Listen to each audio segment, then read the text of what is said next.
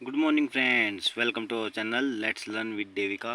तो आप सब लोग कैसे हैं? आई होप आप सभी अच्छे होंगे, आपकी हेल्थ अच्छी होगी और आप अच्छे से स्टडी कर रहे होंगे। तो क्लास 6 और क्लास 7 के हम पॉलिटी पढ़ा चुके हैं, जिसमें हमने लाइन टू लाइन जो इम्पोर्टेंट था वो हमने पढ़ा, और जो चैप्टर मतलब कम इम्पोर्टेंट थे वो हमने एक वीडियो में जल्दी जल्दी निपटाने का कोशिश की, ताकि आपका भी टाइम वेस्ट ना हो। ठीक है, तो आज हम स्टार्ट कर रहे हैं 6 7 के बाद क्लास 8, और क्लास 8 में हम चैप्टर फर्स्ट स्टार्ट कर रहे हैं। ठीक है, तो ये चैप्टर काफ़ी अब इम्पोर्टेंट आते जाएंगे, तो इस चैप्टर्स को हम जो भी इम्पोर्टेंट चैप्टर हैं उसको ज़्यादा डिटेल्स में और लाइन टू लाइन स्टडी करने की कोशिश करेंगे। ठीक है, और हाईलाइट की जो पीडीएफ है वो आपको मेरे टेलीग्राम चैनल पे let's learn with Devika channel पे मिल जाएगी। ठीक है, जिसको भी चाहिए वो मैसेज कर दें या कमेंट बॉक्स में मैसेज डाल दें कि हमें ये पीडीएफ चाहिए, तो उसको मैं प्रोवाइड करवा दूंगा। ठीक है, तो स्टार्ट करते हैं बिना टाइम वेस्ट किए हुए। The Indian constitutions. ठीक है, ये रेड पेन कर लेता हूँ मैं, ये हो गया रेड पेन। ठीक है, in this chapter we are going to begin with the football games. Many of you have probably heard or even played as the names. This is game that involve the player fit. तो ठीक है, इसमें क्या बताया गया है, इसमें देखिए एक फुटबॉल गेम होता है, उसमें आपको पता होगा कि भाई जो फीट के द्वारा जो पैर होते हैं उसके द्वारा रूल्स होते हैं, मतलब पैर से ही खेलना होता है, और किसी ने हाथ वगैरह टच किया तो वो क्या हो जाएगा, फाउल माना जाता है, या उसको गेम खेलने नहीं दिया जाएगा। ठीक है, तो मतलब कोई रूल्स फॉलो नहीं करेगा उसको गेम नहीं खेलने दिया जाता, या उसको रेड कार्ड दे दिया जाता है, बाहर निकाल दिया जाता है गेम से बार बार रूल्स तोड़ने पे। तो ऐसे ही हमारा कॉन्स्टिट्यूशन है, जिसमें कि रूल्स बनाए गए हैं, और वो रूल्स सबको फॉलो करने होते हैं। वो क्या रूल्स क्या हैं, वो प्रिंसिपल्स ऑफ द कॉन्स्टिट्यूशन।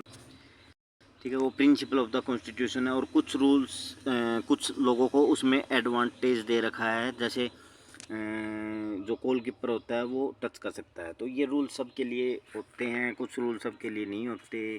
ठीक है, तो ये ऐसे मतलब रूल्स बनाए गए हैं ताकि जो प्रिंसिपल है गेम का वो बना रहे, ऐसे ही कॉन्स्टिट्यूशन का प्रिंसिपल बना रहे, तो उसके लिए रूल्स बनाए गए हैं। ठीक है, ए रिटन, ये देखिए हाईलाइट पोर्शन ये वाला, a written document in which we find such rule is called a constitution. जिसमें रूल्स होते हैं वही क्या होता है, कॉन्स्टिट्यूशन होता है। ठीक है, नेक्स्ट देखिए, अब देखिए why does country need a constitution. ये है टॉपिक का नाम, चैप्टर का नाम, the Indian constitution, why does country need a constitution. ठीक है, सब topic the Indian constitution chapter का नाम है। तो ये देखिए एक असेंबली दिखा रखी है। सबसे पहले तो आप ऊपर वाली इमेज देखिए, ये देखिए ये जो मेंबर्स हैं, जो जिन्होंने कॉन्स्टिट्यूशन बनाया था, ये वो मेंबर्स हैं। ठीक है, तो ये एक बार इमेज आप देख लीजिए। ठीक है, और नेक्स्ट अब करते हैं हम, एक ये इमेज है जहाँ पे कॉन्स्टिट्यूशन पे पंडित जवाहरलाल नेहरू अपने फर्स्ट पीएम हैं, जिन्होंने कॉन्स्टिट्यूशन असेंबली में प्राइम मिनिस्टर की भूमिका निभाई थी, first prime minister of India थे। सबसे पहले देखिए, इन 1934 the Indian national Congress made the demand for constitution assembly. तो 1934 में इंडियन नेशनल कांग्रेस ने डिमांड रखी थी कि भाई हमारे देश की, इंडिया की मतलब, कॉन्स्टिट्यूशन असेंबली होनी चाहिए। During the second world war the assertion for an independent constitution assembly formed only of Indian gained movement and this was convinced in December 1946। देखिए क्या बोल रहे हैं, सेकेंड वर्ल्ड वार के बाद क्या हो गया, ये जो डिमांड थी हमारे देश की कि इंडियन कॉन्स्टिट्यूशन होना चाहिए, ओनली फॉर इंडियंस होना चाहिए वो भी, तो उसकी डिमांड अब ज़्यादा उठने लगी और मूवमेंट्स पकड़ लिया, और 1946 में, दिसंबर 1946 में ये डिमांड मान ली गई। ठीक है, नेक्स्ट देखिए, so member of the constitution assembly. तो ये पेज 2 के मेंबर्स ये दिखा रखे हैं, पेज टू हमने देखा, जो ऊपर अभी दिखाया था उसके मेंबर्स दिखा रखे हैं। ठीक है, बिटवीन दिसंबर 1946 एंड नवंबर 1949। तो 26 नवंबर 1949 को बना था, और 9 दिसंबर 1946 से हमारा कॉन्स्टिट्यूशन बनना स्टार्ट हुआ था। ठीक है, और 1949 को लगभग ये हो गए 2 साल 11 महीने 18 दिन। ठीक है, तो 2 साल 11 महीने 18 दिन में हमारा कॉन्स्टिट्यूशन बना।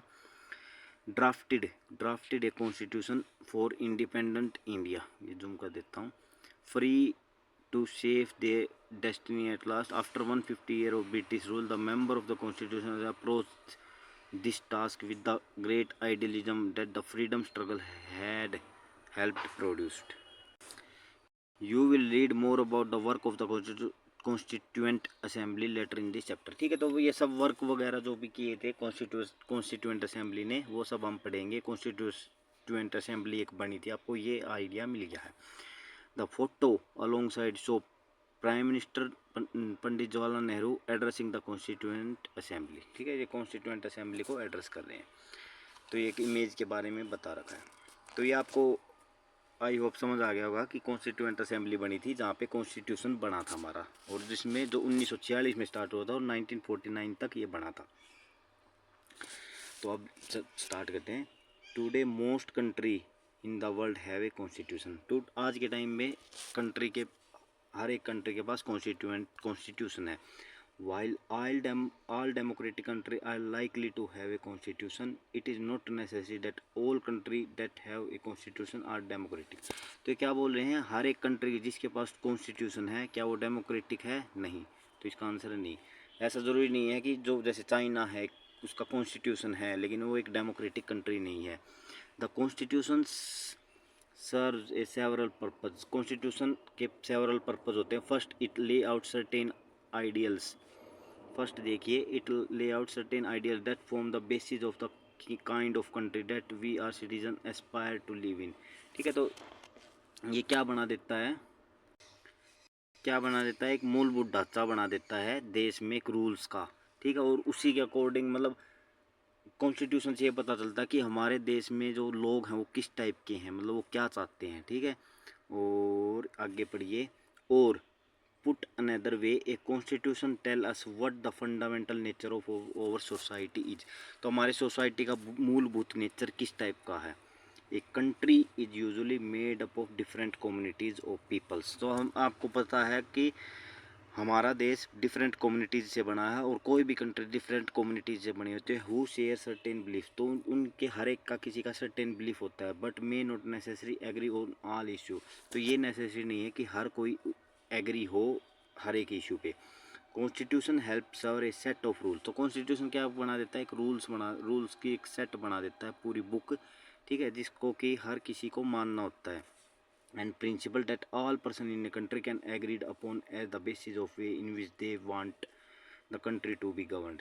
ठीक है, तो ये रूल्स में सभी मतलब खुश हो जाते हैं और उस रूल्स को फॉलो करते हैं। तो इस पे क्या हो जाता है, डिस्प्यूट इश्यूज़ नहीं रहते डिफरेंट कम्युनिटी के बाद में बीच में। इसमें हर एक कम्युनिटीज़ को इक्वलिटी का दर्जा दिया गया है, क्योंकि इक्वलिटी क्या है, हमारे कॉन्स्टिट्यूशन का मूलभूत ढांचा है।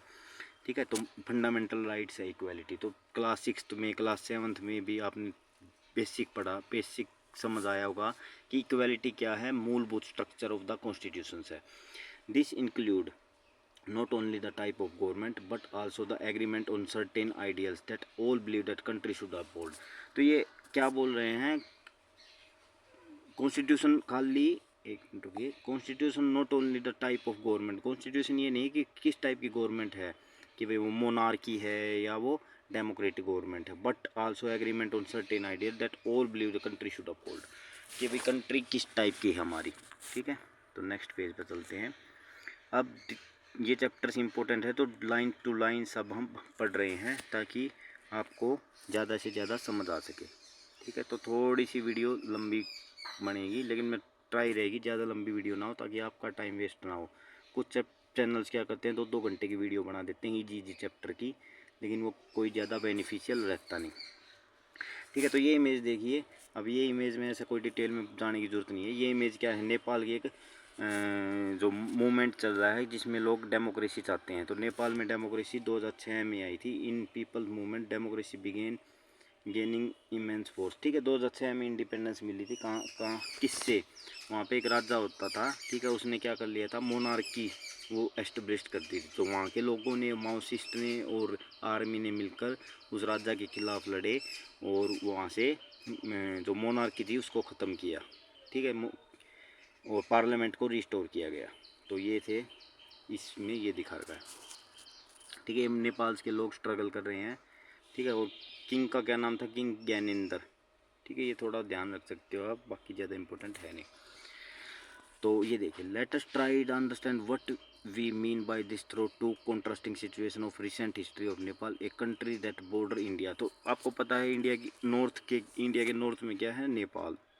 Until Nepal was a monarchy, अभी कुछ टाइम तक नेपाल की, मतलब ज़्यादा टाइम पहले की बात नहीं है, नेपाल क्या था, monarchy. The previous constitution of Nepal which had been adopted in 1990 में एक कॉन्स्टिट्यूशन अडोप्ट किया था, रिफ्लेक्ट इफेक्ट, लेकिन वो कॉन्स्टिट्यूशन को अबोलिश कर दिया गया था। किसके द्वारा, ये देखिए किंग ज्ञानेंद्र के द्वारा अबोलिश कर दिया गया था, और वहाँ पे क्या एस्टेब्लिश कर दी थी, मोनार्की। फिर 2006 में लोगों ने प्रोटेस्ट किया, और फिर क्या किया गया, वो जो कॉन्स्टिट्यूशन एबोलिश कर दिया गया था उसको रिस्टोर किया गया था, लेकिन एक नया कॉन्स्टिट्यूशन बनाया गया था। ठीक है, इन देखिए 2006 they finally succeed in putting and end of the power of the king, the people had to write new constitution to establish Nepal as a democracy. तो लोगों ने न्यू कॉन्स्टिट्यूशन लिखा और नेपाल में डेमोक्रेसी एस्टेब्लिश हुई। This is the reason they did not want to continue with the previous constitution, is because it did not reflect the ideal of the country that they want। तो उस previous constitution में कुछ कमियां थी, तभी वहाँ पे मोनार्की एस्टेब्लिश हो पाई। अगर कॉन्स्टिट्यूशन में कमी ना होती, सेट ऑफ रूल्स में कमी ना होती, तो वहाँ पे कॉन्स्टिट्यूशन को अबोलिश नहीं कर सकते थे। जैसे इंडिया के कॉन्स्टिट्यूशन को अबोलिश करना नामुमकिन सा ये है, तो वहाँ पे न्यू कॉन्स्टिट्यूशन करना पड़ा, और उस कॉन्स्टिट्यूशन से लोग खुश नहीं थे, तभी वहाँ पे मोनार्की आई थी। लेकिन अब जो कॉन्स्टिट्यूशन है सभी लोगों की कंसेंस से बना है वो। As in the game of football in which change in the constructive rule will change the, ठीक है। तो जैसे ही मान लो अगर फुटबॉल के गेम में ये बोल दे कि भाई हाथ से खेलना है, तो वो क्या है, गेम, फुटबॉल का गेम ही खत्म हो जाएगा। फुटबॉल, फुट मतलब पैर से खेलने वाला गेम, असली में वो फुटबॉल ही नहीं रहेगा। तो Nepal by moving a form of monarchy to a democratic government need to change all its constructive rule in order to usher in new society. ठीक है, तो सारे कंस्ट्रक्टिव रूल्स में चेंज करना पड़ा ताकि वो न्यू सोसाइटी से लड़ सकें। ठीक है, असर्स इन ए न्यू सोसाइटी, असर्स मतलब लड़ सके इन ए न्यू सोसाइटी में काम कर सके। This is why the people of Nepal adopted a new constitution for the country in 2015, और 2015 में न्यू कॉन्स्टिट्यूशन अडोप्ट किया। ठीक है, तो 2006 में इनको इंडिपेंडेंस मिली, फिर 2006 के बाद 2015 में जाके इन्होंने कॉन्स्टिट्यूशन अच्छे से बनाया लॉन्ग साइड। ठीक है, नेपाल स्ट्रक्चर के बारे में ये दिखा रखा है, तो ये ज़्यादा इम्पोर्टेंट था नहीं। अर्लियर, ये देखिए अब नेक्स्ट पेज पे, earlier constitution state that the country was to be ruled by the king and his council. पहले नेपाल के कॉन्स्टिट्यूशन में क्या था, काउंसिल ऑफ मिनिस्टर्स राज करेंगे और एक किंग होगा। ठीक है, in country that have adopted a democratic form of government और polity the constitution play crucial role in laying out certain important guidelines that govern decision making within the society। तो ये देखिए कि यहाँ पे रूल्ड बाय लिख रखा था king and his council of ministers में, तो ये क्या थी, कॉन्स्टिट्यूशन की कमी थी। ठीक है, इन डेमोक्रेसी वी चूज और लीडर्स, तो लीडर्स को हम चूज करेंगे, ना कि एक राजा रूल्ड करेगा। ठीक है, so that they can exercise power responsibly on और बिहाफ, ताकि वो पावर को रिस्पॉन्सिबली एक्सरसाइज कर सके।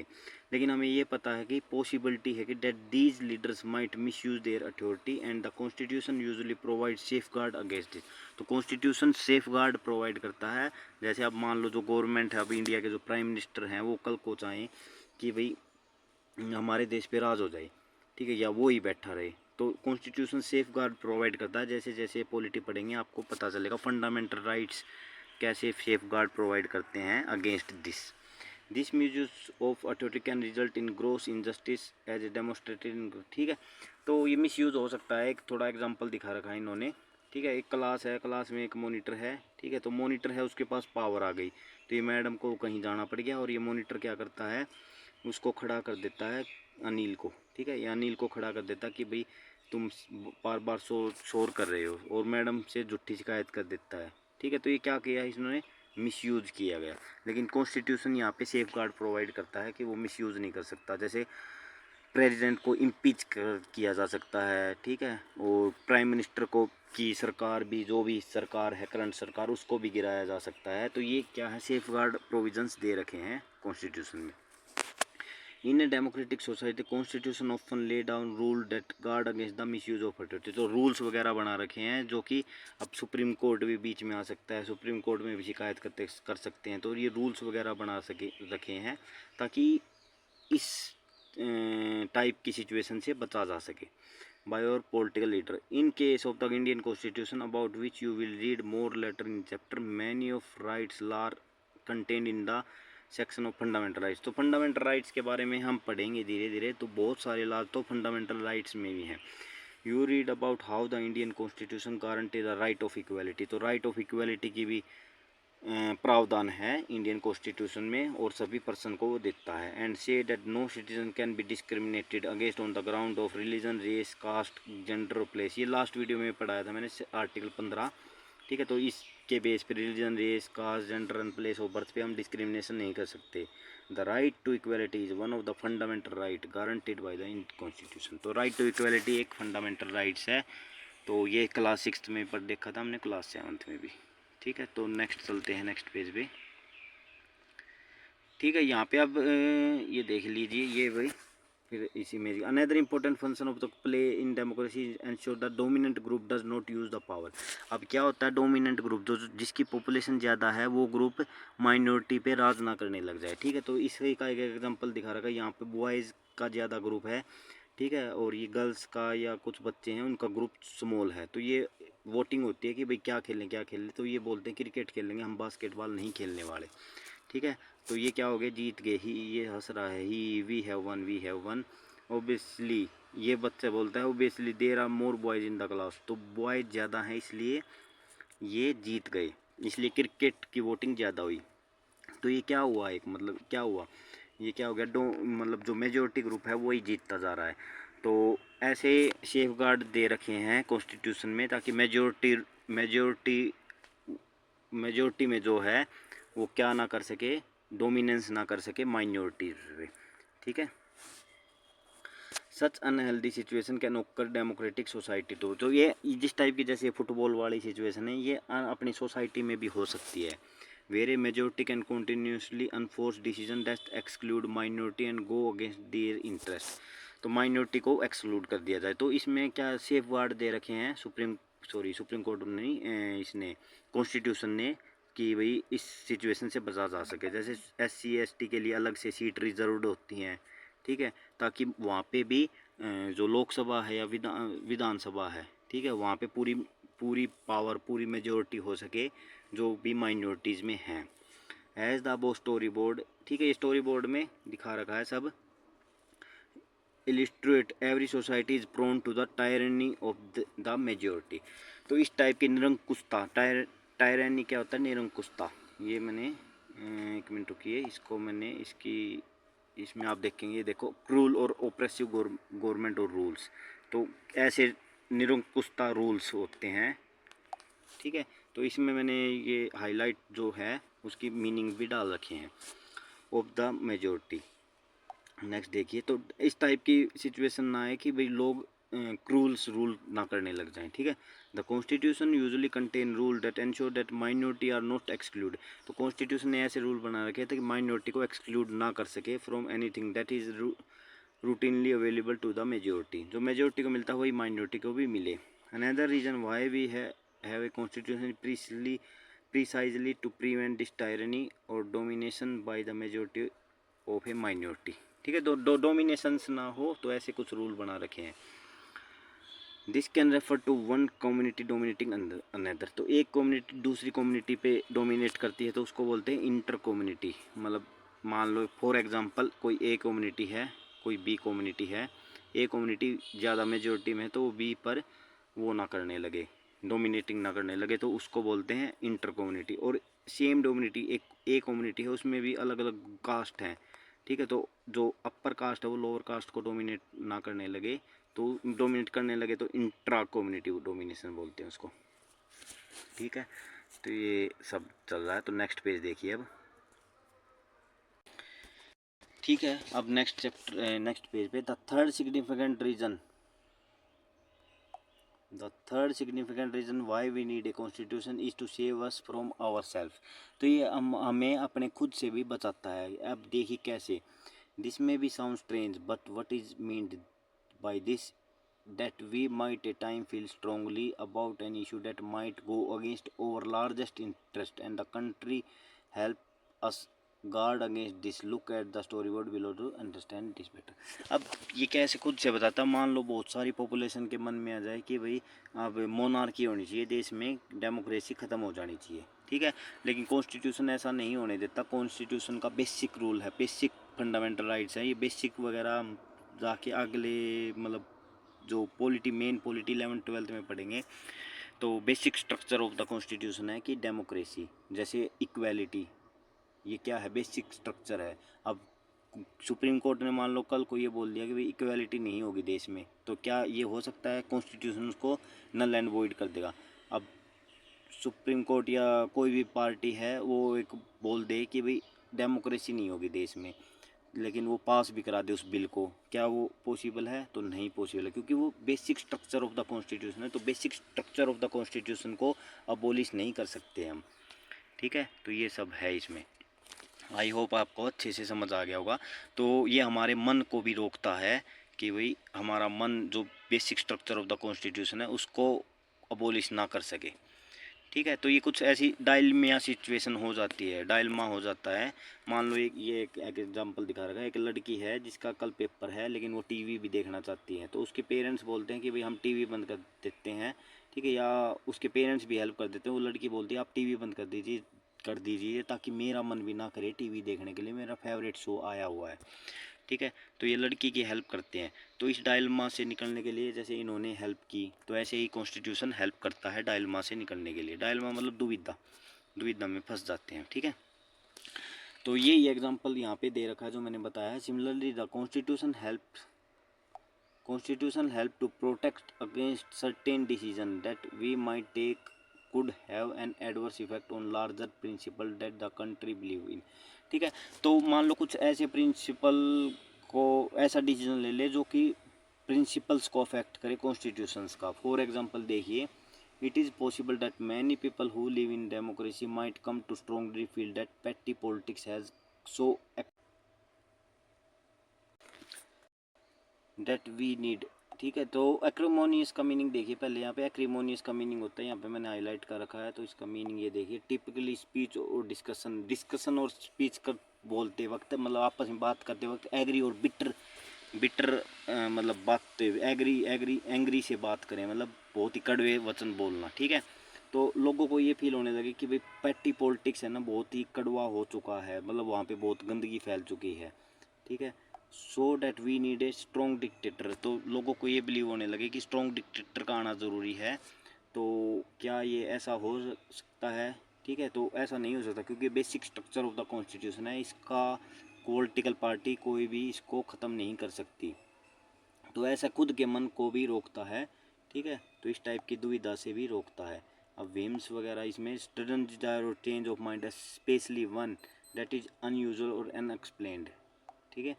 तो ये विम्स हो जाता है, वहम हो जाता है, ठीक है। Good constitution does not allow these whims to change is basic structure, ठीक है। तो ये हाईलाइट को आपको बेसिक स्ट्रक्चर यहाँ पे वर्ड दिखाई दे रहा है, ठीक है। तो यही वर्ड है जो कि मेन है, बेसिक स्ट्रक्चर। तो बेसिक स्ट्रक्चर को अलाउ नहीं करता, कॉन्स्टिट्यूशंस अबोलिश कर नहीं सकता, ठीक है। It does not allow for the easy overthrow provision that guarantee right of citizen protect, ठीक है। तो ये बेसिक स्ट्रक्चर को ही, मतलब सिंपल बात है, बेसिक स्ट्रक्चर को अबोलिश नहीं करने देता। You will understand the constitution play a very important role in democratic society. तो कॉन्स्टिट्यूशन डेमोक्रेटिक सोसाइटी में इंपॉर्टेंट रोल प्ले करता है, ठीक है। अब नेक्स्ट पेज पे चलते हैं। तो ये कुछ दे रखा है, ये आप देख लेना खुद से ही। चलो ये करा देते हैं। People of Nepal adopted a new constitution after the success of the peoples movement for democracy. अब उसमें कॉन्स्टिट्यूटिव रूल्स क्या था? It lays down ideal that define the kind of country that we want to live in. तो उसके rules क्या था कि भाई वो चाहते थे कि उस देश के लोग कि हम इस टाइप का कॉन्स्टिट्यूशन बनाना चाहते हैं कि हम उस देश में रह सकें। तो मतलब उस देश के जैसे लोग हैं उसी टाइप का कॉन्स्टिट्यूशन हो, ठीक है। ठीक है, नेक्स्ट देखिए। अब Suresh the class monitor wrongly picks on Anil. तो सुरेश में जैसे मैंने मॉनिटर्स वाला एग्जांपल दिया था, तो उसमें अनिल को गलत तरीके से खड़ा कर देता है, गलत यूज कर देता है। तो इसमें कॉन्स्टिट्यूटिव रूल्स क्या हैं, मूलभूत रूल्स क्या हैं कि भाई कॉन्स्टिट्यूशन इस टाइप का होना चाहिए कि उसमें जो पावर में है वो अपने पावर को मिसयूज ना कर सके, ठीक है। The girl do not gate play basketball, तो ये बास्केटबॉल वाला रूल है जिसमें कि माइनॉरिटी को बास्केटबॉल नहीं खेलने दिया जाता। तो इसमें क्या है, मतलब ऐसे रूल्स बना सके ताकि माइनॉरिटी में जो हैं उनको भी मतलब जो उनको भी पूरा प्रॉफिट मिल सके जो कि मेजोरिटी को मिल रहा है। सुबना decide revise her chapter instead of watching TV नहीं देखा, तो बेसिक स्ट्रक्चर को मतलब कॉन्स्टिट्यूशन इस टाइप का हो कि बेसिक स्ट्रक्चर कभी भी अबोलिश ना हो सके, ठीक है। तो इंडियन कॉन्स्टिट्यूशन के की फीचर्स ये हम नेक्स्ट वीडियो में करेंगे क्योंकि वीडियो बहुत लंबी हो जाएगी। तो ये पार्ट सेकंड करेंगे इसी चैप्टर का। तो basic features of the constitution ये ज़्यादा इम्पोर्टेंट है, काफ़ी इम्पोर्टेंट है, तो ये हम नेक्स्ट उसमें करेंगे, ठीक है। Thank you very much. अगर आपको वीडियो पसंद आई हो तो सब्सक्राइब करें चैनल को, शेयर करें और ज़्यादा से ज़्यादा कमेंट बॉक्स में कमेंट्स करें, ठीक है। Thank you very much.